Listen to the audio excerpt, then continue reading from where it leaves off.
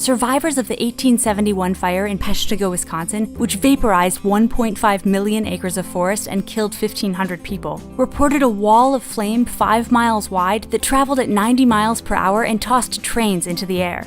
4 decades later, an even larger inferno roared through the Rocky Mountains, scorching an area the size of Connecticut. These epic wildfires and similar ones in between helped spawn the U.S. Forest Service and forged its aggressive policy to not only prevent wildfires, but to smother any that did start by no later than 10 a.m. the next day. And for a time, this policy seemed to work. The annual number of fires and area burned plummeted between 1920 and 1970. But fewer fires led to denser, more flammable forests, packed with the combustible needles of young conifers and the tinder-dry branches of dead or dying trees. So despite a continuing decline in the number of wildfires since 1970, the average blaze today burns hotter, faster, and bigger than it used to. And the total area burned per year in the US has more than doubled. Costs have flared too. The Forest Service now spends 52% of its annual budget on fire prevention and suppression, up from 16% just 20 years ago. What's more, wildfires will keep getting harder to tame as climate change turns forests hotter and drier, and homes edge further into fire-prone regions.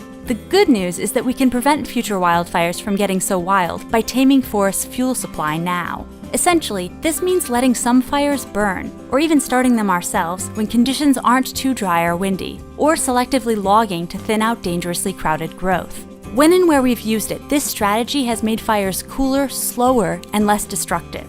For instance, when a blaze ripped through Okanagan County in Washington state in 2006, untamed swaths of forest lost 92% of their trees, while just 49% perished in areas recently thinned by cutting and controlled burns. And in 2002, parcels of recently burned land put the brakes on wildfires racing across Arizona's pine forests. These and other successes have led forest managers to prescribe controlled burning for much of the fire-prone western US, but few forests actually receive their recommended dosage. That's largely because while the US Forest Service can in theory write prescriptions for every tract of land it manages, it relies on Congress for the money to fill them. And so far, Congress allocates the vast majority of fire management funds to emergency measures rather than preventive ones. Plus, while emergency costs continue to surge, the Forest Service's budget doesn't. So fire managers are often forced to steal money from already meager fuel reduction programs to fight this year's blazes, thus fueling the risk that next year's fires will be costlier, deadlier, and more disastrous. So as counterintuitive as controlled burns may seem, it's time for Congress to understand that by not playing with fire,